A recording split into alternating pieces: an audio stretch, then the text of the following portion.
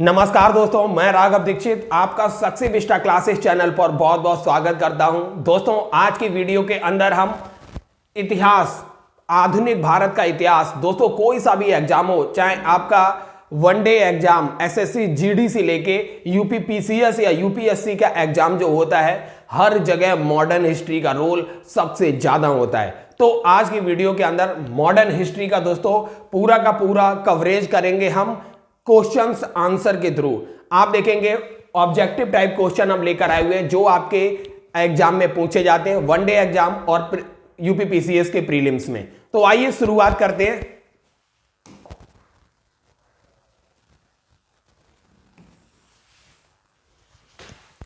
अब दोस्तों देखिए, पहला प्रश्न है, भारत में प्रथम रेल लाइन का निर्माण हुआ था। भारत में प्रथम रेल लाइन का निर्माण हुआ था। ऑप्शन आपके पास दिए, हावड़ा और श्रीरामपुर के बीच, बंबई और थाने के बीच, मद्रास और गुंटूर के बीच, दिल्ली तथा आगरा के बीच। तो दोस्तों आपको पता है, बंबई और थाने के बीच सबसे पहली ट्रेन डलहौजी, उस समय कौन था? वायसराय डलहौजी था। डलहौजी के शासनकाल में 1853 ईस्वी में ये प्रथम बंबई से थाने के बीच ट्रेन चलती है। तो दोस्तों ये था पहला प्रश्न। अब आइए दोस्तों देखते हैं, अगला प्रश्न है प्रश्न संख्या 2। महाराष्ट्र में गणपति पर्व का श्री गणेश किसके द्वारा किया गया था? यह दोस्तों काफी प्रसिद्ध है, महाराष्ट्र का गणपति पर्व आज भी काफी ज्यादा धूमधाम से मनाया जाता है।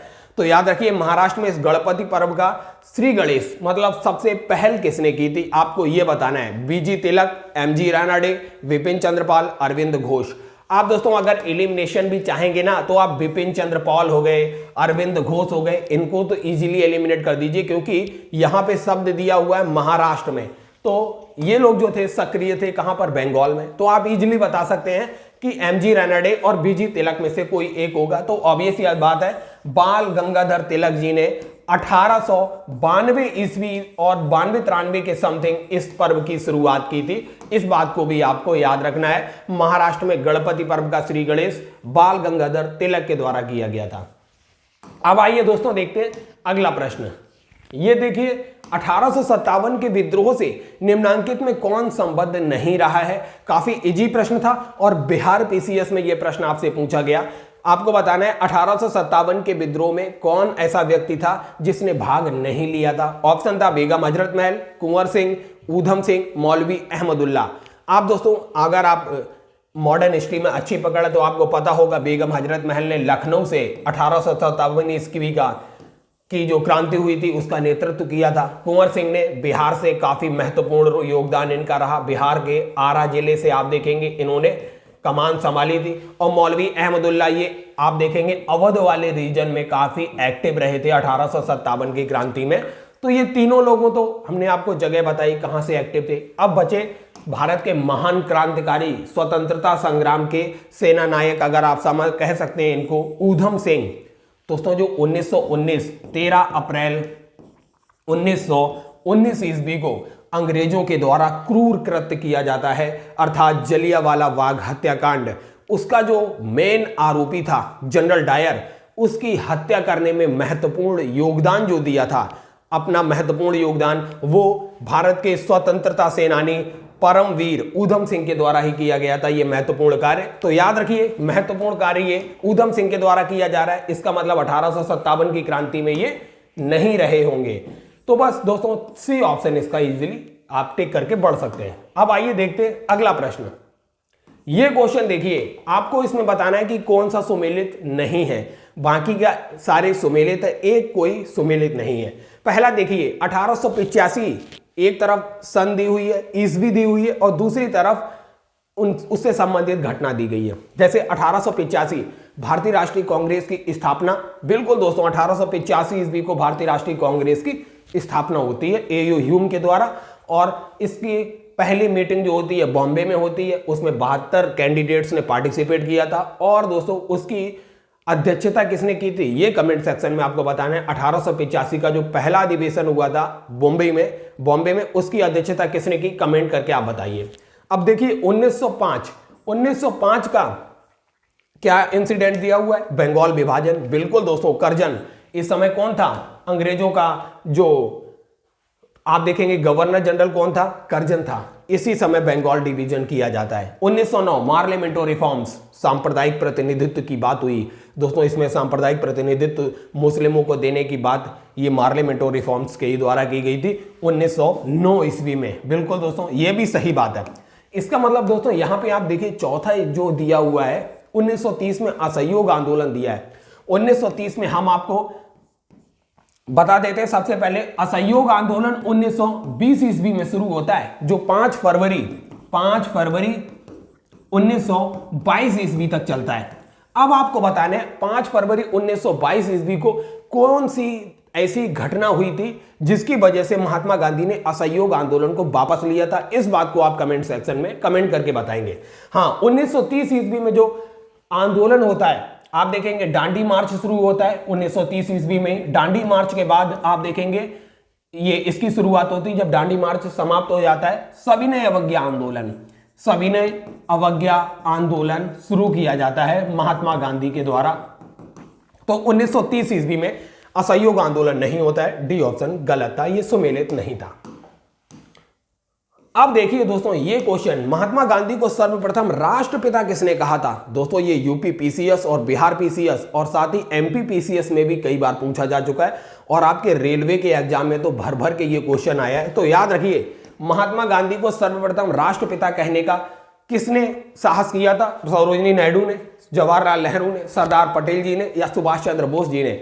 ऑब्वियस सी बात है दोस्तों, सुभाष चंद्र बोस, नेताजी सुभाष चंद्र बोस, नेताजी के द्वारा यह बात कही गई थी। महात्मा गांधी को राष्ट्रपिता किया कहने का जो बात है वो सुभाष चंद्र बोस के द्वारा पूर्ण की गई थी। अब दोस्तों बाकी के ऑप्शन को भी देख लेते हैं। सरोजिनी नायडू, इन्होंने 1925 ईस्वी में जो इंडियन नेशनल कांग्रेस है इस ये कानपुर अधिवेशन की अध्यक्षता की थी, कानपुर अधिवेशन। और दोस्तों याद रखिए, सरोजिनी नायडू जी पहली भारतीय महिला थी जिन्होंने कांग्रेस की अध्यक्षता की थी। और इनका एक चीज और याद रखिए, होम रूल लीग मूवमेंट की शुरुआत जो भारत में की थी, ये इन्होंने सितंबर 1916 ईस्वी को अडयार नामक जगह, जो मद्रास में अडयार वाली जगह है, वहां से की थी होम रूल लीग मूवमेंट की शुरुआत सरोजिनी नायडू ने। अब दोस्तों नेहरू जी से कुछ 2-3 बातें याद रखिए। 1929 का लाहौर अधिवेशन जो कांग्रेस का होता है वो जवाहरलाल नेहरू के द्वारा अध्यक्षता की जाती है। अब दोस्तों लखनऊ की जेल में बैठकर इन्होंने एक किताब भी लिखी थी, उस किताब का नाम आपको कमेंट सेक्शन में जाके बताना है, जो आपके एग्जाम में कई बार पूछी जा चुकी है। और सरदार वल्लभ भाई पटेल भारत के आयरन मैन ऑफ इंडिया के नाम से इन्हीं को जानते हैं, लौह पुरुष के नाम से। और इनको जो बारदोली सत्याग्रह हुआ था, बारदोली सत्याग्रह में बारदोली की जो औरतें थीं उन्होंने ही इनको सरदार की उपाधि दी थी, ये बात भी आप याद रखिए। अब दोस्तों ये क्वेश्चन देखिए, जब भारतीय राष्ट्रीय कांग्रेस ने भारत छोड़ो प्रस्ताव पारित किया तो कांग्रेस का अध्यक्ष उस समय कौन था? ऑप्शन ए है महात्मा गांधी, मौलाना अबुल कलाम आजाद, सरदार पटेल या पंडित जवाहरलाल नेहरू। किसके द्वारा भारत छोड़ो प्रस्ताव पारित किया गया था? कांग्रेस का अध्यक्ष उस समय कौन था? ऑब्वियस सी बात है दोस्तों, आपको पता है भारत छोड़ो आंदोलन जो 1940 से लेके अगर आप देखेंगे 1945-46 तक भारतीय राष्ट्रीय कांग्रेस का अध्यक्ष केवल एक ही व्यक्ति रहा। कौन रहा? मौलाना अबुल कलाम आजाद। इनसे 2-3 पॉइंट्स आप याद रखिए। मौलाना अबुल कलाम आजाद सबसे यंग कांग्रेस के प्रेसिडेंट रहे, मतलब कांग्रेस के सबसे यंग, कम एज के, अगर कोई ये प्रश्न पूछा जाए सबसे कम उम्र के भारतीय राष्ट्रीय कांग्रेस के अध्यक्ष कौन रहे, तो मौलाना अबुल कलाम आजाद जी थे। और दोस्तों ये भारत स्वतंत्र भारत के पहले शिक्षा मंत्री भी थे। इनके जन्म दिवस को शिक्षा दिवस के रूप में भी मनाया जाता है। अब दोस्तों आपको कमेंट करके बताना है इनका बर्थडे कब होता है, शिक्षा दिवस, एजुकेशन डे इंडिया में कब मनाया जाता है। अब आइए दोस्तों देखते हैं अगला प्रश्न।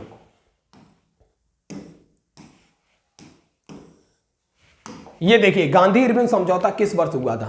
गांधी और इरविन के बीच समझौता किस वर्ष में हुआ, ये आपको बताना है। 1921, 1929, 1931, 1933।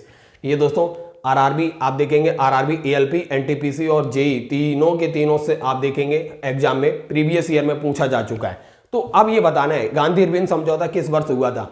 दोस्तों गांधी और इरविन के बीच जो समझौता होता है 1931 ईस्वी में होता है। 5 मार्च 1931 ईस्वी को यह समझौता होता है। और इसी समझौते की असफलता, मतलब जो भगत सिंह, सुखदेव और राजगुरु की फांसी को ना बचा पाने के कारण महात्मा गांधी जी जब कराची अधिवेशन में भाग लेने गए तो उनको भारत की जनता ने काले झंडे भी दिखाए। इस वजह से कराची अधिवेशन काफी ज्यादा प्रसिद्ध है। तो याद रखिए 1931 का जो कराची अधिवेशन था उसकी अध्यक्षता भारत के लौह पुरुष, iron man of India Sardar Vallabh भाई पटेल जी ने की थी। अब देखते हैं, तो इसका ऑप्शन तीसरा बिल्कुल करेक्ट हो गया। ये प्रश्न देखिए, स्वराज पार्टी का गठन 1922 ईस्वी में किस समूह ने किया? आपको नाम का समूह दिया हुआ है, राजेंद्र प्रसाद पटेल जी, अबुल कलाम आजाद जी, जवाहरलाल नेहरू, सुभाष चंद्र बोस जी, गोविंद वल्लभ पंत जी, CR दास, मोतीलाल नेहरू, बाल गंगाधर तिलक, सत्यमूर्ति, तेज बहादुर सप्रू। कौन से ग्रुप ने किया था? तो दोस्तों दो नाम काफी ज्यादा महत्वपूर्ण है इसमें, एक तो चित्तरंजन दास जी और दूसरे मोतीलाल नेहरू। ये सी ऑप्शन बिल्कुल करेक्ट हो गया। मोतीलाल नेहरू और चित्तरंजन दास जी ने 1922 दिसंबर 1922 में हुआ था ये, इसका गठन दिसंबर 1922 ईस्वी में गठन हुआ था इसका, स्वराज पार्टी का।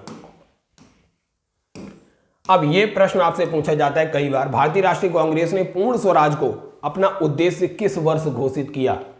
तो दोस्तों इसके पीछे की स्टोरी आपको समझना है। भारतीय राष्ट्रीय कांग्रेस ने, आप देखेंगे 1929 ईस्वी से पहले कभी भी पूर्ण स्वराज की मांग नहीं की। वो केवल स्वराज की ही मांग करते रहे कि स्वराज स्वराज। लेकिन जब भगत सिंह, सुखदेव, राजगुरु जैसे क्रांतिकारी, चंद्रशेखर आजाद जैसे क्रांतिकारी लगातार डटे हुए थे और उन्होंने कई प्रकार से क्रांति की और कई प्रकार से अंग्रेजों की नाक में जब दम कर दिया, तो उन्होंने, उनकी केवल एक ही डिमांड थी कि हमें पूर्ण स्वराज, कंप्लीट इंडिपेंडेंस चाहिए।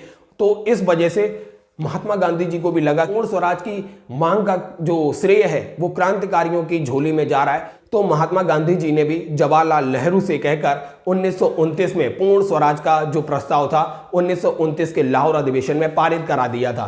तो यही दोस्तों ये श्रेय की लड़ाई चल रही थी कि स्वतंत्रता संग्राम में कौन सबसे ज्यादा अपने आप को याद रखवाएगा। तो इन्हीं चीजों की लड़ाई काफी ज्यादा चली। लेकिन दोस्तों जो क्रांतिकारी रहे उन्होंने इस बात पर ज्यादा ध्यान नहीं दिया। उनकी तो शुरुआत से ही मांग थी स्वतंत्रता चाहिए तो पूर्ण स्वतंत्रता चाहिए। इसलिए 1929 के कांग्रेस के अधिवेशन के अंदर यह पूर्ण स्वराज का प्रस्ताव पहली बार पारित होता है। लेकिन दोस्तों ऐसा नहीं है यहां पर पूर्ण स्वराज्य का प्रस्ताव पारित हुआ, इससे पहले पूर्ण स्वराज्य नहीं मांगा जा रहा था। क्रांतिकारियों का तो केवल एक ही ध्येय था कि पूर्ण स्वराज्य ही चाहिए। ये प्रश्न देखिए, साइमन कमीशन भारत किस वर्ष आया? साइमन कमीशन भारत किस वर्ष आया? दो तरीके से प्रश्न पूछा जाता है। एक तो साइमन कमीशन का गठन किस वर्ष हुआ, दूसरा साइमन कमीशन का भारत आगमन कब हुआ। दोनों प्रश्नों का आंसर अलग हो जाएगा।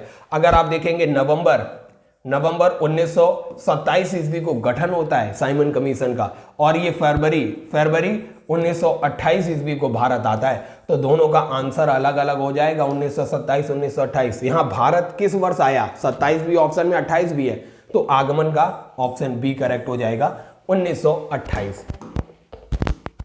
अब ये देखिए प्रश्न आपसे पूछा जाता है, कई बार पूछा जा चुका भी है। भारतीय राष्ट्रीय कांग्रेस का प्रथम अधिवेशन कहां हुआ था?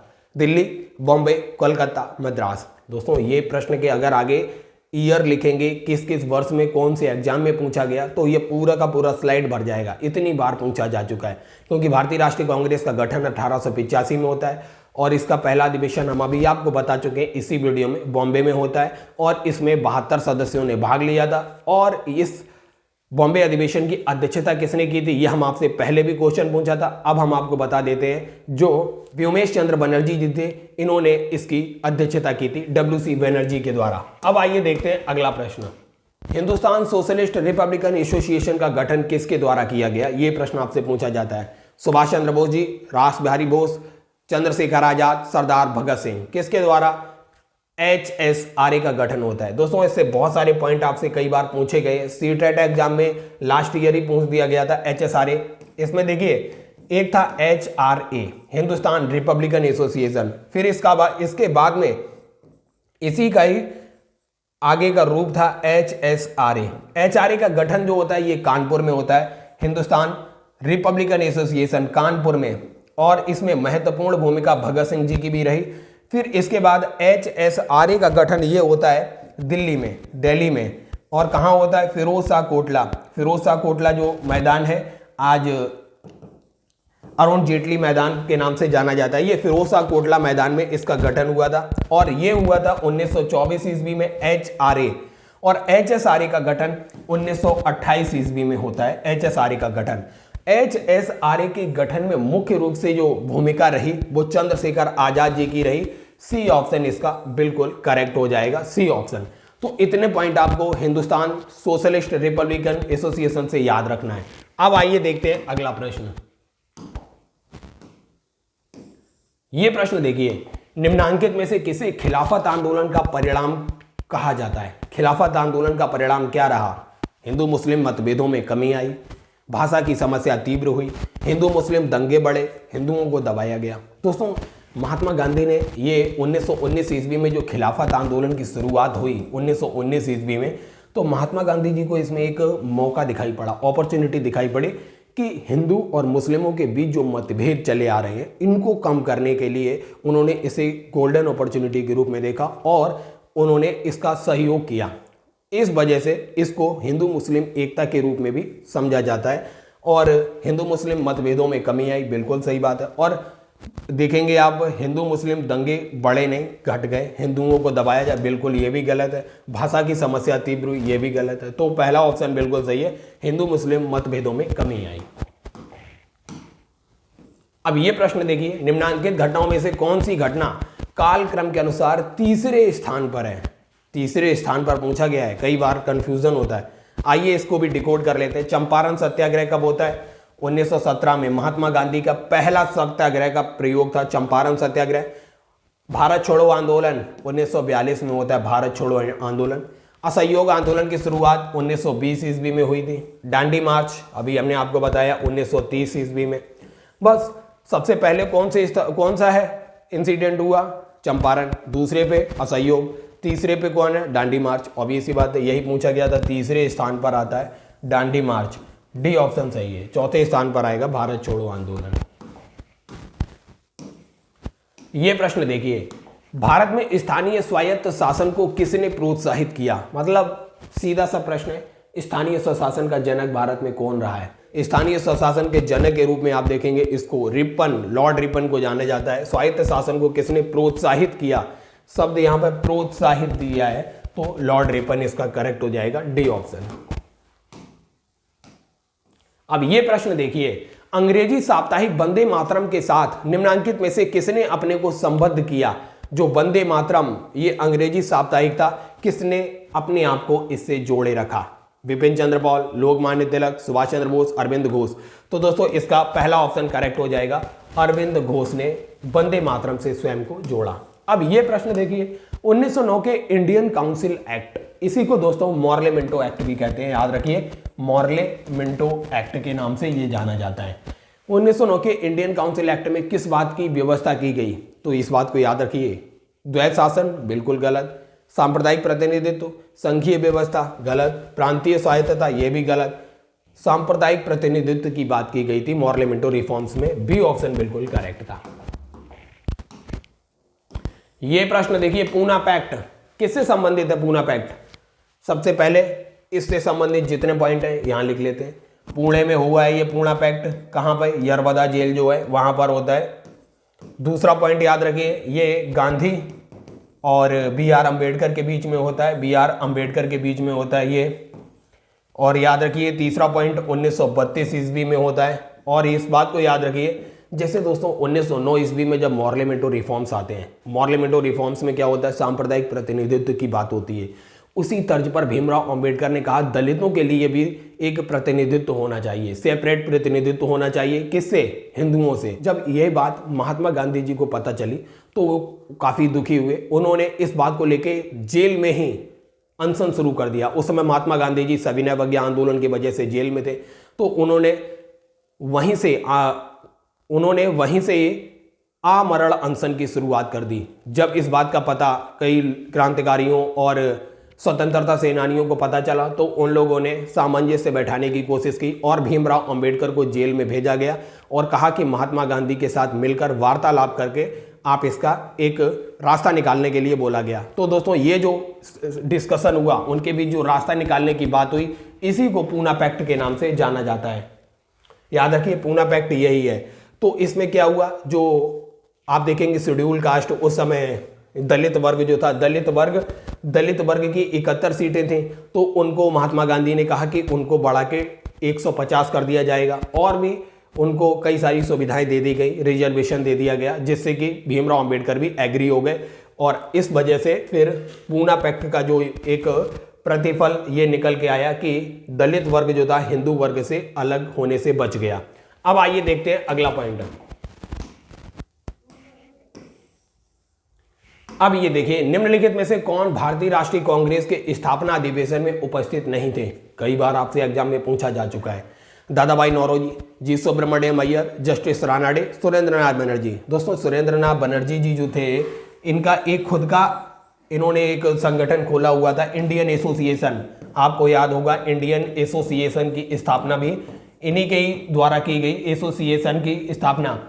तो फिर क्या होता है, सुरेंद्रनाथ बनर्जी उस समय इसी के अधिवेशन, इसी की मीटिंग थी, उसमें व्यस्त थे, इंडियन एसोसिएशन की मीटिंग में। इस वजह से वह भारतीय राष्ट्रीय कांग्रेस की मीटिंग में पार्टिसिपेट नहीं कर पाए थे। ऑप्शन डी बिल्कुल करेक्ट है।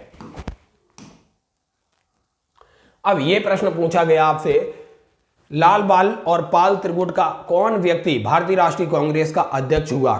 लाला लाजपत राय, बाल गंगाधर तिलक और बिपिन चंद्र पाल। इनमें से तीनों लोगों में से केवल एक ही व्यक्ति था जिसने भारतीय राष्ट्रीय कांग्रेस की अध्यक्षता की, वो थे लाला लाजपत राय। और दोस्तों इन्हें स्पेशल अधिवेशन हुआ था ये 1920, उसमें इनको अध्यक्षता दे दी गई थी, बाकी के किसी अधिवेशन में अध्यक्षता नहीं मिली। तो ए ऑप्शन बिल्कुल करेक्ट हो गया। अब दोस्तों समाचार पत्र दिया है और उसके संपादक आपको मैच करना है। पहला है हिंदू, किससे मैच होगा? सुधारक बताना है, वॉइस ऑफ इंडिया और बंगाली। इनके संपादक कौन रहे ये बताना है। आप देखिए हिंदू के संपादक कौन होंगे? हिंदू के संपादक जी सुब्रमण्यम अय्यर जी थे। सुधारक के संपादक गोपाल कृष्ण गोखले थे। वॉइस ऑफ इंडिया के संपादक कौन थे? दादाभाई नौरोजी। और बंगाली समाचार पत्र था, इसके संपादक सुरेंद्रनाथ बनर्जी जी थे। तो ये मैचिंग करेक्ट थी। अब ये प्रश्न देखते हैं। अगला प्रश्न है, निम्नलिखित में से किस अधिनियम के द्वारा भारत के गवर्नर जनरल को अध्यादेश जारी करने की शक्ति प्रदान की गई? तो आपको बताना है अध्यादेश जारी करने की शक्ति किस एक्ट के द्वारा? चार्टर एक्ट 1833, भारतीय परिषद अधिनियम 1861, भारत परिषद अधिनियम 1892, भारतीय परिषद अधिनियम 1909। तो बिल्कुल बी ऑप्शन करेक्ट हो जाएगा। जो भारतीय परिषद अधिनियम 1861 है, इसके तहत अध्यादेश जारी करने की शक्ति इनको मिली। दोस्तों अध्यादेश से संबंधित आपको बताना है, अध्यादेश भारत के कॉन्स्टिट्यूशन जो संविधान है, संविधान में अनुच्छेद का नाम आप बताना है, कौन से अनुच्छेद में, कौन से आर्टिकल में भारत के राष्ट्रपति के द्वारा अध्यादेश जारी करने की शक्ति का वर्णन किया गया है। कमेंट सेक्शन में आप इसका आंसर दीजिए। अब ये देखिए सूची को आपको मिलान करना है। एक तरफ सूची एक है, दूसरी है सूची। इस तरफ आपको कुछ इंसिडेंट दिए हुए, दूसरी तरफ व्यक्ति दिए हैं। अगस्त घोषणा, दोस्तों घोषणा और प्रस्ताव जो होंगे, जो रूलिंग होगा, मतलब जो रूल कर रहे होंगे वही लेके आएंगे। ऑब्वियस सी बात है दोस्तों, अगस्त घोषणा मॉन्टेग्यू लेकर आता है और अगस्त का प्रस्ताव जो है लॉर्ड लिनलिथ को लेकर आता है। अगस्त संकल्प जो है महात्मा गांधी के द्वारा लेके आया जाता है और प्रत्यक्ष कार्रवाई जो है मोहम्मद अली जिन्ना के द्वारा की जाती है। तो ये हो जाएगी करेक्ट मैचिंग। आपको दोस्तों मुस्लिम लीग का प्रथम अध्यक्ष कौन था ये बताना है। मुस्लिम लीग का प्रथम अध्यक्ष कौन था? आगा खां, हमीद खां, हसन खां, एम ए जिन्ना। तो मुस्लिम लीग का सबसे पहली पॉइंट तो याद रखिए 1906 ईस्वी में मुस्लिम लीग का गठन होता है। कहां पर होता है? ढाका में होता है मुस्लिम लीग का गठन। याद रखिए ये 2 पॉइंट आपको याद रखना है।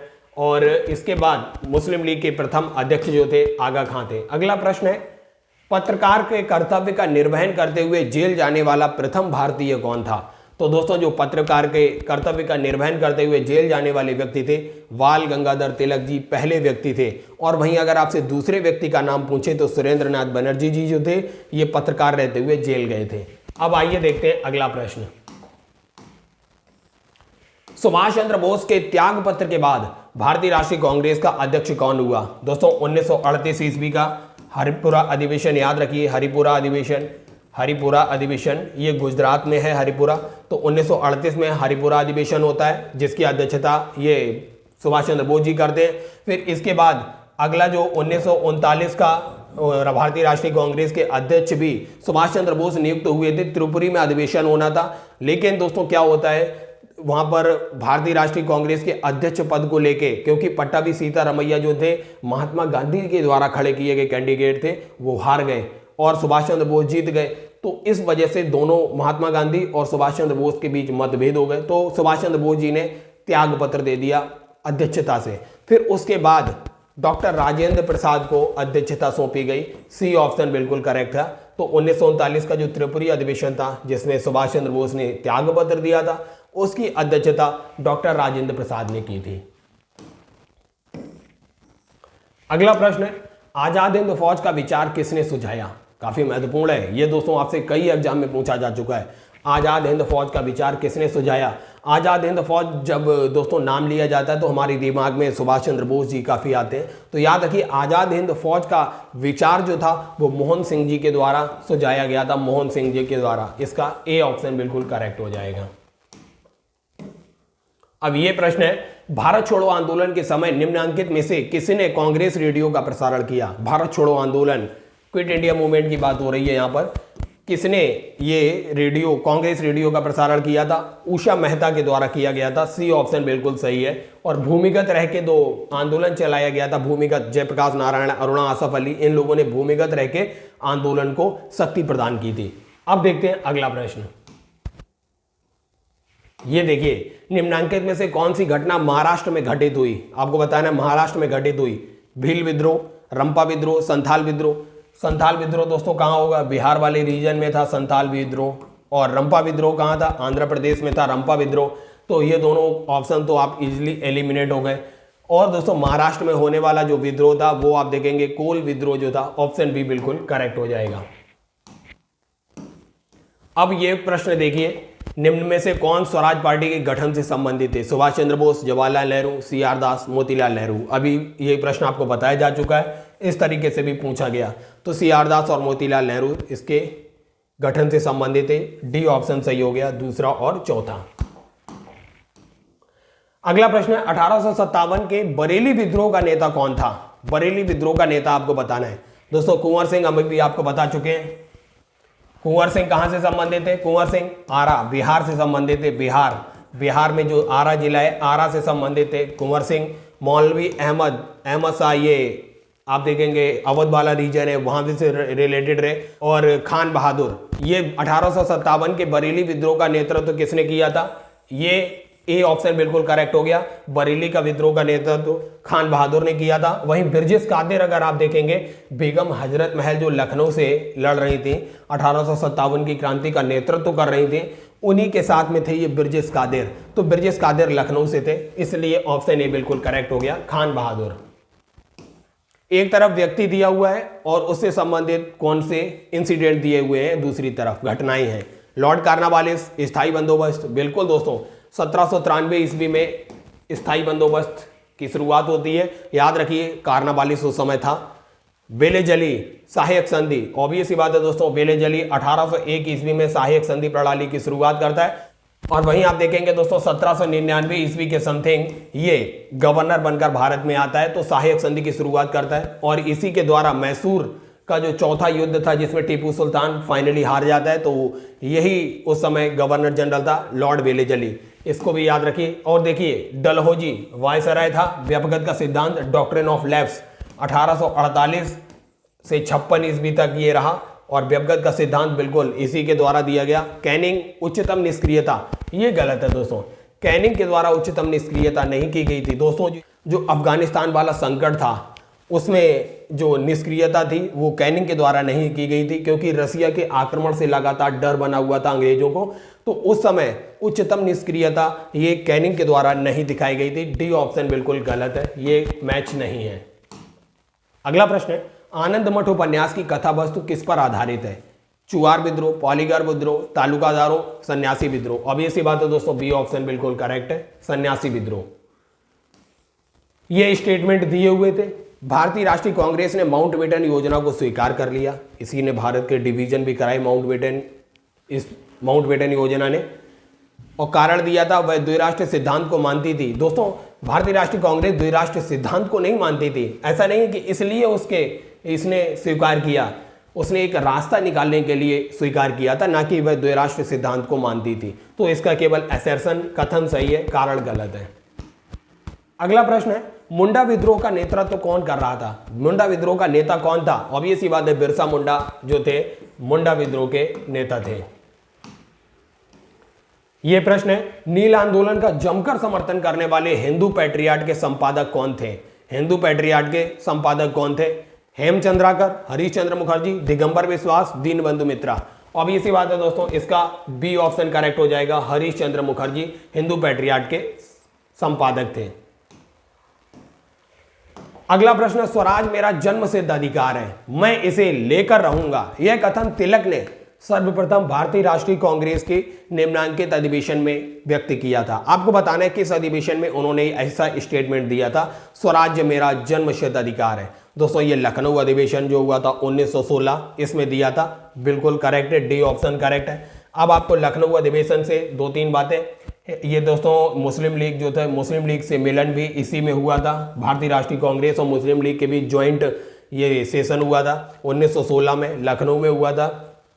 अब आपको बताना है इसकी अध्यक्षता कौन कर रहा था, इस बात को आपको कमेंट सेक्शन में जाके बताना है।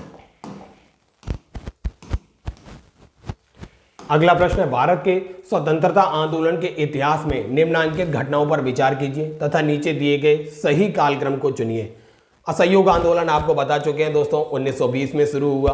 होम रूल आंदोलन की शुरुआत 1916 में होती है, और भारत छोड़ो आंदोलन 1942, और सविनय अवज्ञा आंदोलन की शुरुआत 1930 में होती है। बिल्कुल दोस्तों, हमने आपको ईयर लिख दिए, सीक्वेंस में लगाना बहुत आसान है। अब आइए देखते हैं अगला। ये देखिए, अन्य राजवाड़ों के भारत में विलय के बाद भी जिन 3 राज्यों में भारत में शामिल होने में लेट किया, विलंब किया, वो कौन थे? ऑब्वियस ही बात है दोस्तों, गुजरात का एक जूनागढ़ वाला था, और जो निजामों के हाथ में था हैदराबाद, और हरि सिंह, राजा हरि सिंह के पास में था ये जम्मू कश्मीर। ये बी ऑप्शन इसका बिल्कुल सही है। इन्हीं 3 रजवाड़ों ने भारत में शामिल होने में विलंब किया।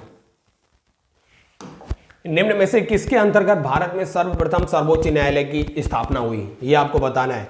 रेगुलेटिंग एक्ट 1773, चार्टर अधिनियम 1853, भारत सरकार अधिनियम 1935 और भारतीय संविधान 1950। और ये ऐसी बात है दोस्तों, सबसे पहले रेगुलेटिंग अधिनियम जो आता है 1773 ईस्वी में, इसी समय भारत में सर्वोच्च न्यायालय की स्थापना हो जाती है 1773 ईस्वी में। एक बात और याद रखिए, और फिर इसके बाद 1786 में जो पिट्स इंडिया एक्ट आता है, उस एक्ट में इससे संबंधित कई सुधार भी किए गए थे। तो इससे आप याद रख सकते हैं कि 1773 में भारत का सर्वोच्च न्यायालय स्थापित कर दिया गया था।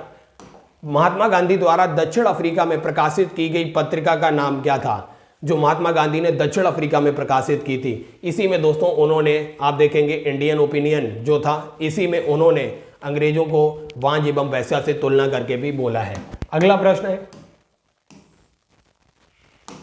1930 के दशक में देश के विभिन्न भागों में भिन्न भिन्न नेताओं द्वारा किसान आंदोलन चलाए गए, उन्हें और उनके प्रभाव क्षेत्र को सम्मिलित करना था। ऑब्वियस बात, सहजानंद सरस्वती को सब जानते हैं, बिहार से संबंधित थे। खुदाई खिदमतकार आप देखेंगे जो अपना ये नॉर्थ वेस्ट वाला रीजन है, वहाँ पे हुआ था खुदाई खिदमतकार, तो नॉर्थ वेस्ट NW वाले से संबंधित है। स्वामी रामानंद हैदराबाद से संबंधित थे, और अब्दुल हमीद खां ये दक्षिणी असम से संबंधित थे। अब आइए देखते हैं ये प्रश्न, निम्नांकित में से किसने क्रांतिकारियों के एक गुप्त संगठन अभिनव भारत की स्थापना की? अब आपको दोस्तों बताना है अभिनव भारत की स्थापना किसके द्वारा की गई? अभिनव भारत दोस्तों, इससे संबंधित 2-3 पॉइंट और याद रखेंगे आप। अभिनव भारत से संबंधित ये 1904 में इसका गठन किया गया था अभिनव भारत, लेकिन इससे पहले 1899 ईस्वी में एक और संगठन था मित्र मेला संगठन भी इन्हीं के द्वारा स्थापित किया गया था। उनका नाम था विनायक दामोदर सावरकर जी के द्वारा ये संगठन स्थापित किए। और दोस्तों इन्हीं के द्वारा एक प्रसिद्ध पुस्तक भी लिखी गई 1857 ईस्वी की क्रांति, रिवॉल्यूशन ऑफ 1857। तो इसको भी याद रखिए, ये BD सावरकर के द्वारा इसको लिखा गया। अब आइए देखते हैं अगला प्रश्न। अब ये प्रश्न देखिए, निम्नांकित में किसने सांप्रदायिक अधिनिर्णय घोषित किया? सांप्रदायिक अधिनिर्णय किसके द्वारा घोषित किया गया? इसको कई बार कम्युनल अवार्ड के नाम से भी जानते हैं, तो याद रखिए ये रैमजे मैकडोनाल्ड जो था, मैकडोनाल्ड, इसके द्वारा ये सांप्रदायिक अधिनिर्णय स्थापित किया गया था? यह प्रश्न आपसे पूछा जाता है, कई बार पूछा गया। ब्रह्म समाज सिद्धांत किस पर आधारित है? ब्रह्म समाज। तो ब्रह्म समाज जो शब्द है, इसी से संबंधित 2-3 बातें याद रखिए। राजा राम मोहन राय, राजा राम मोहन राय काफी बड़े समाज सुधारक थे। सती प्रथा, बाल विवाह और इस तरीके की चीजें जो थी, जो स्त्री विमर्श है, स्त्रियों के उत्थान का जो काम किया वो इन्होंने ही किया। राजा राम मोहन राय बहुत बड़े समाज सुधारक हुए। इनको राजा की उपाधि अकबर द्वितीय जो मुगल शासक था उसने दी थी, ये भी आपको याद रखना है। और इनका एक फारसी का अखबार भी है, मिरातुल अखबार, इसको भी याद रखिए, कई बार पूछा जाता है। मिरातुल अखबार की शुरुआत भी राजा राम मोहन राय के द्वारा की गई थी। तो ये एक देववाद पर भरोसा करते थे, एक देववाद। सी ऑप्शन बिल्कुल करेक्ट है। अब ये प्रश्न है, जतिन दास किस आरोप में बंदी बनाए गए? जतिन दास दोस्तों, ये वह सेना नायक, वह क्रांतिकारी था, वह परमवीर व्यक्ति था जिसने जेल के अंदर 64 दिन तक आप देखेंगे अनशन किया था। 64 दिन तक भूख हड़ताल की, फिर 64 दिन के बाद इनकी मौत हो जाती है, शहीद हो जाते हैं ये अमरवीर जतिन दास। इनको लाहौर षड्यंत्र केस में बंदी बनाया गया था। ऑब्वियस ही बात है, सी ऑप्शन बिल्कुल करेक्ट है, लाहौर षड्यंत्र। ये कई बार आपसे पूछा जाता है। अब दोस्तों आपको कमेंट सेक्शन में जाके एक बात बतानी है, जो चिटगांव शस्त्रागार की लूट हुई थी बंगाल वाली रीजन में, चिटगांव शस्त्रागार लूट, तो आपको वो बताना है वो किसके नेतृत्व में हुई थी, वह भारत का कौन सा क्रांतिकारी वीर था जो एक शिक्षक भी था, उसका नाम आप कमेंट करके बताएंगे। चिटगांव शस्त्रागार जो लूट हुई थी वो किसके नेतृत्व में हुई थी? ये देखिए अगला प्रश्न, महात्मा गांधी के साथ चंपारण सत्याग्रह में भाग लेने वालों में सम्मिलित थे। जो चंपारण सत्याग्रह हुआ था उसमें पार्टिसिपेट किसने किया था? जो बिहार में रहे होंगे व्यक्ति वही होंगे, जैसे डॉक्टर राजेंद्र प्रसाद जी हैं और अनुग्रह नारायण सिंह। तो ये याद रखिए, सी ऑप्शन बिल्कुल करेक्ट है। राजेंद्र प्रसाद और अनुग्रह नारायण सिंह के द्वारा पार्टिसिपेट किया गया था महात्मा गांधी के चंपारण सत्याग्रह में, 1917 में होता है। अगला प्रश्न है, निम्न में से किसने असहयोग आंदोलन के दौरान अपनी वकालत छोड़ दी? वकालत तो बहुत लोगों ने छोड़ी थी, लेकिन इसमें जो ऑप्शन दिया है उसमें केवल एक ही व्यक्ति है, वो है चित्तरंजन दास। चित्तरंजन दास, डी ऑप्शन बिल्कुल करेक्ट है। इसके अलावा सरदार वल्लभ भाई पटेल जी ने भी अपनी वकालत छोड़ी थी। तो बहुत सारे लोगों ने छोड़ दी थी, इसको भी याद रखना है।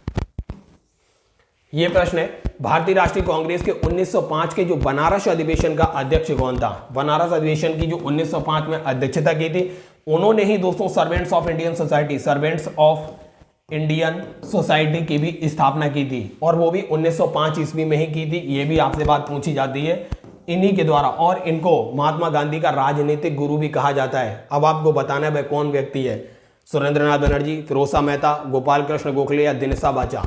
इतनी हिंट हमने आपको दी। तो अभी इसी बात है, गोपाल कृष्ण गोखले हैं जिन्होंने 1905 के बनारस अधिवेशन की अध्यक्षता की।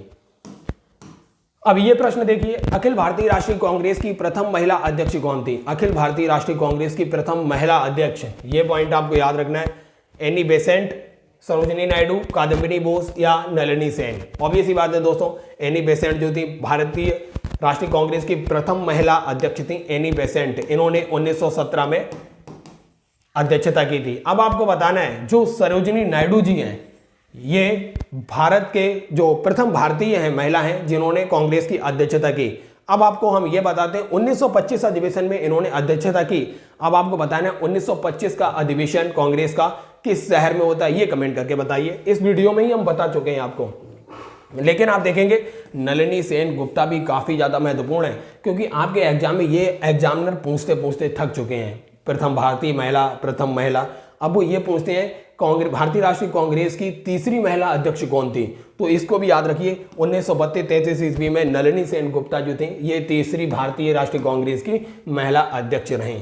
अगला प्रश्न है, समाचार पत्र दूसरी तरफ संपादक, हिंदू, ये हो चुका है दोस्तों। हिंदू जी, ये जी सुब्रमण्यम अय्यर जी हैं, सुधारक के। गोपाल कृष्ण गोखले हैं, वॉइस ऑफ इंडिया के। दादा भाई नौरोजी हैं, बंगाली के। एस.एन. बनर्जी हैं। अगला प्रश्न देखते हैं, भूख हड़ताल से जेल में किस स्वतंत्रता सेनानी की मृत्यु हुई? इसी वीडियो में अभी आपको बता चुके हैं, जतिन दास जी की मृत्यु हुई थी। सी ऑप्शन बिल्कुल करेक्ट है। अब ये प्रश्न देखिए, पागलपंथी विद्रोह वस्तुतः एक विद्रोह था, किसका था? भीलों का, गोंडों का, गारों का या कोलियों का? तो पागलपंथी विद्रोह याद रखिए, ये कोलियों का विद्रोह था। कोलियों का विद्रोह था, नॉर्थ ईस्ट वाले रीजन में काफी ज्यादा एक्टिव रहा था। तो ये कोलियों का विद्रोह, पागलपंथी विद्रोह जो था, कोलियों का विद्रोह था। अगला प्रश्न देखते हैं,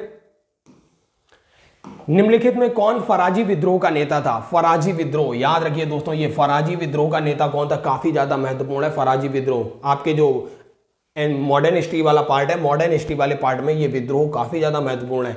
और दोस्तों हमारी जो मॉडर्न हिस्ट्री की श्रृंखला चल रही है उसमें भी ये हम सारे कराने वाले हैं। तो याद रखिए फराजी विद्रोह का नेता कौन था? ददू मियां। बी ऑप्शन इसका करेक्ट है। और ये बीपीएससी, यूपीपीसीएस और हर पीसीएस में पूछा जा चुके हैं ये विद्रोह वाले क्वेश्चन। ये प्रश्न, निम्नलिखित में से कौन सा गडकरी विद्रोह का केंद्र था?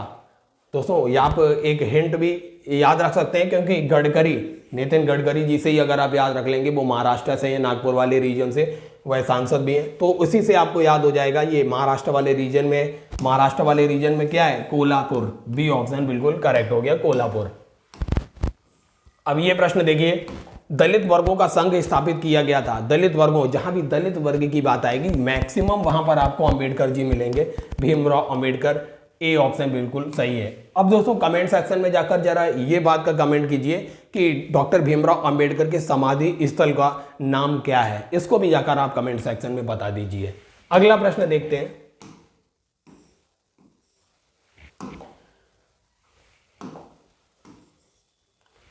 भारत में अंग्रेजों के समय में प्रथम जनगणना हुई थी। अंग्रेजों के समय में प्रथम जनगणना पूछ रहा है यहां पर, यह बात याद रखिए, प्रथम जनगणना अंग्रेजों के समय में हुई थी। वो याद रखिए किसके समय में हुई थी? प्रथम की बात है तो लॉर्ड मेयो आएगा प्रथम। वहीं अगर नियमित जनगणना पूछता तो रिपन आता। तो याद रखिए सी ऑप्शन बिल्कुल करेक्ट हो जाएगा, सी ऑप्शन बिल्कुल करेक्ट हो जाएगा।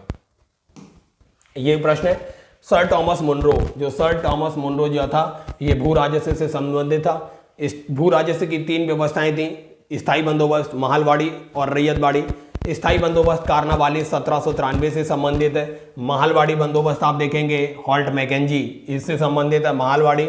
और रैयतवाड़ी व्यवस्था जो है ये टॉमस मुनरो, इसका सी ऑप्शन करेक्ट होगा। दोस्तों स्थायी बंदोबस्त जो और महालवाड़ी बंदोबस्त और रैयतवाड़ी तीनों अलग अलग हैं।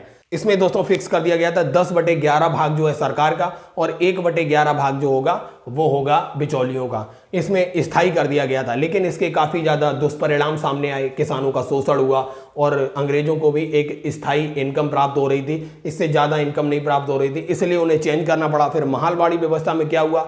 महल का अर्थ होता है ग्राम, गांव का जो मुखिया होता था उसको नियुक्त कर दिया गया राजस्व इकट्ठा करने के लिए। और रैयतवाड़ी में होता, रैयत का अर्थ होता है किसान, मतलब इसमें डायरेक्ट किसानों से वसूली की जा रही थी।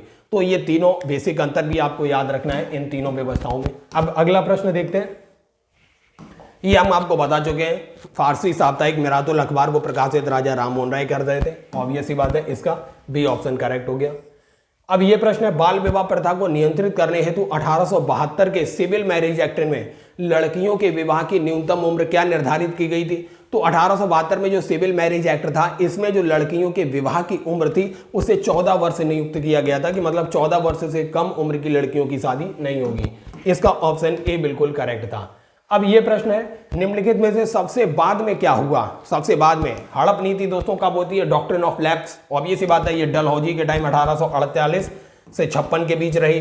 बंगाल डिवीजन कब होता है? 1905 में होता है। सहायक संधि 1801 वेलेजली के टाइम पर होती है, याद रखिए। स्थायी बंदोबस्त 1793 में होता है, बिल्कुल, ये लॉर्ड कार्नवालिस के टाइम पे।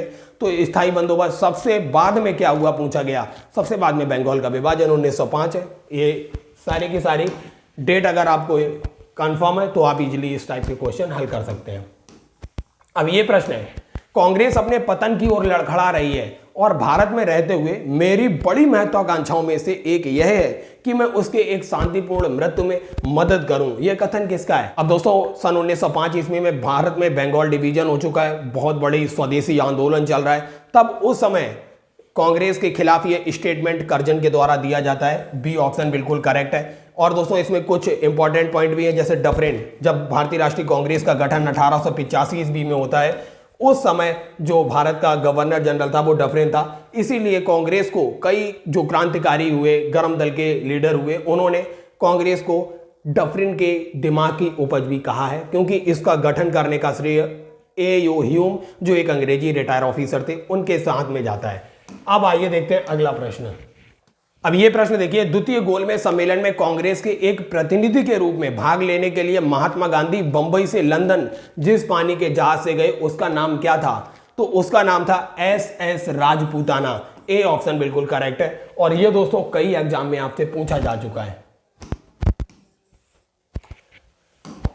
अब अगला प्रश्न है, वर्ष 1940 में मुस्लिम लीग के अधिवेशन में पाकिस्तान के सृजन का प्रस्ताव किसने रखा था?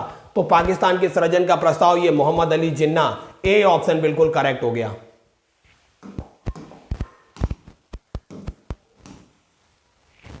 आइए देखते हैं यह प्रश्न, अभिनव भारत नामक अंग्रेजी विरोधी संगठन की स्थापना किसने की? अभी आपको बता चुके हैं, विनायक दामोदर सावरकर जी के द्वारा अभिनव भारत की स्थापना की गई। दोस्तों आपको बताना है, गुलामगिरी पुस्तक जो लिखी, ये किसके द्वारा लिखी गई? B.R. अम्बेडकर, ज्योतिबा फुले, महात्मा गांधी या पेरियार? आपको ये पुस्तक, ऐसा कोई एग्जाम नहीं है, रेलवे का एग्जाम हो, SSC GD से लेके CGL, हर जगह ये प्रश्न पूछा गया है, गुलामगिरी पुस्तक किसके द्वारा लिखी गई? तो याद रखिए, गुलामगिरी पुस्तक के लेखक कौन है? ज्योतिबा फुले। ज्योतिबा फुले के द्वारा गुलामगिरी पुस्तक लिखी गई। अब ये प्रश्न देखिए, लंदन में संपन्न हुए प्रथम गोलमेज सम्मेलन में भारतीय ईसाइयों का प्रतिनिधित्व निम्नलिखित में से किसने किया था? दोस्तों ये इस टाइप के प्रश्न आपसे एग्जाम में पूछे गए हैं और कई PCS एग्जाम में भी पूछे गए हैं। अगर आप इसका आंसर दे सके तो बहुत अच्छी बात है। लंदन में हुए प्रथम गोलमेज सम्मेलन में भारतीय ईसाइयों, इंडियन जो क्रिश्चियंस थे, उनका प्रतिनिधित्व किसने किया? उनका प्रतिनिधित्व कौन कर रहा था? Rao Bahadur Srinivasan, sir Akbar Haidar, sir AP Patro और KT पॉल? इसका आंसर कमेंट सेक्शन में भी कीजिए वीडियो को पॉज करके। वैसे हम इसका आंसर दे रहे हैं, KT पॉल के द्वारा किया गया था। डी ऑप्शन बिल्कुल करेक्ट है। अब दोस्तों ये अगला प्रश्न है, इनको भी आपको क्रमबद्ध तरीके से लगाना था। सविनय अवज्ञा आंदोलन 1930 ईस्वी में होता है, हम आपको बता चुके हैं। खिलाफत आंदोलन 1919 में ही शुरू होता है। असहयोग आंदोलन 1920 में होता है। भारत छोड़ो आंदोलन 1942 में होता है। आप इजीली इनको सीक्वेंस में लगा लेंगे अगर आपको वर्ष पता है तब। अगला प्रश्न है, इसमें आपको सुमेलित पूछा था, कौन सही सुमेलित है? ऐलान हक, बिपिन चंद्रपाल, अल हिलाल, डॉक्टर जाकिर हुसैन, तहजीब उल अखलाक, सर सैयद अहमद खां, युगांतर, अरविंद घोष। तो दोस्तों हम आपको पहले भी इस चीज, जब हमने आपको मॉडर्न हिस्ट्री में ये पुस्तकें करा रहे थे तब आपको बता रहे थे, तहजीब उल अखलाक, सी ऑप्शन देखिए, सर सैयद अहमद खां, ये बिल्कुल करेक्ट है।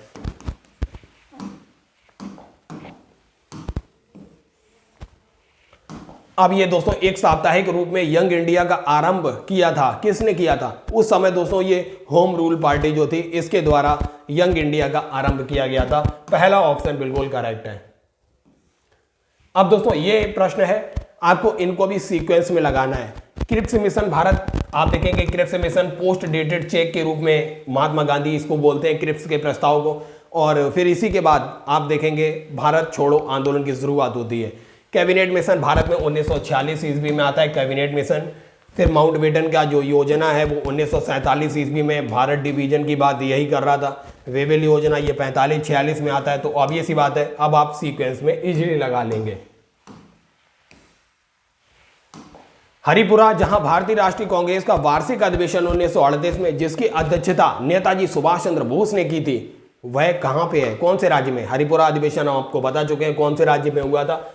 अब आपको ये कमेंट सेक्शन में जाके बताना है, इससे पहले भी हम इस क्वेश्चन को करा चुके हैं। अगला प्रश्न है, निम्नलिखित में से किसने मोहम्मद अली जिन्ना को हिंदू मुस्लिम एकता का दूत कहा था? जो बिल्कुल गलत था दोस्तों। मोहम्मद अली जिन्ना हिंदू मुस्लिम एकता का बिल्कुल भी दूत नहीं था। इसके डिवीजन के प्रस्ताव से ही आप इसको जान सकते हैं। तो ये सरोजिनी नायडू जी ने इसको कह दिया था, हिंदू मुस्लिम एकता का इसको दूत कहा था। पहला ऑप्शन बिल्कुल करेक्ट था। अब ये प्रश्न है, भारतीय राष्ट्रीय आंदोलन पर इंडियन स्ट्रगल नामक पुस्तक किसके द्वारा लिखी गई? इंडियन स्ट्रगल पुस्तक किसके द्वारा? ये दोस्तों कई बार आपसे हिस्टोरिकल बुक्स जो होती हैं उसमें कई बार पूछा गया है, और हमने बुक्स और राइटर्स का एक पूरा का पूरा वीडियो दिया हुआ है, जो हिस्टोरिकल बुक्स हैं उनका, वो भी आप देख सकते हैं। तो इंडियन स्ट्रगल पुस्तक जो है नेताजी सुभाष चंद्र बोस के द्वारा लिखी गई। ए पहला ऑप्शन इसका करेक्ट हो गया। अब ये प्रश्न देखिए, कांग्रेस के खिलाफत आंदोलन का समर्थन किया, कांग्रेस के खिलाफत आंदोलन का समर्थन किया क्यों? खलीफा की पुनः स्थापना के लिए, खलीफा को हटाने के लिए, मुसलमानों की सहानुभूति प्राप्त करने के लिए, कांग्रेस को जिन्ना को हाशिए पर लाने के लिए। दोस्तों खलीफा की पुनः स्थापना के लिए बिल्कुल सही है, खलीफा को हटाने के लिए नहीं किया था, ये गलत है। मुसलमानों की सहानुभूति प्राप्त करने के लिए ये भी सही है, और जिन्ना को हाशिए पे लाने के लिए नहीं था। मतलब पहला और तीसरा सही है, पहला तीसरा मतलब ए ऑप्शन करेक्ट था। तो दोस्तों जैसा कि आपने देखा, हमने मॉडर्न हिस्ट्री, आधुनिक भारत के इतिहास का ये पूरा का पूरा वीडियो, जिसमें हमने ऑब्जेक्टिव टाइप क्वेश्चंस के थ्रू आपको पूरा का पूरे इतिहास का रिवीजन भी कराया। लगभग हमने बहुत सारे क्वेश्चन, 150 से ज़्यादा क्वेश्चन यहाँ पे सॉल्व किए। हमने क्वेश्चन के अंदर जितने भी ऑप्शंस थे उसके थ्रू भी क्वेश्चन सॉल्व किए। तो दोस्तों अगर आपको ये मॉडर्न हिस्ट्री का ये सीरीज काफ़ी अच्छा लग रहा है जो सक्से बिस्टा क्लासेस चला रहा है, तो इस वीडियो श्रृंखला को ज़्यादा से ज़्यादा शेयर कीजिए और सक्से बिस्टा क्लासेस को सपोर्ट करते हुए इस चैनल को सब्सक्राइब भी कीजिए। धन्यवाद।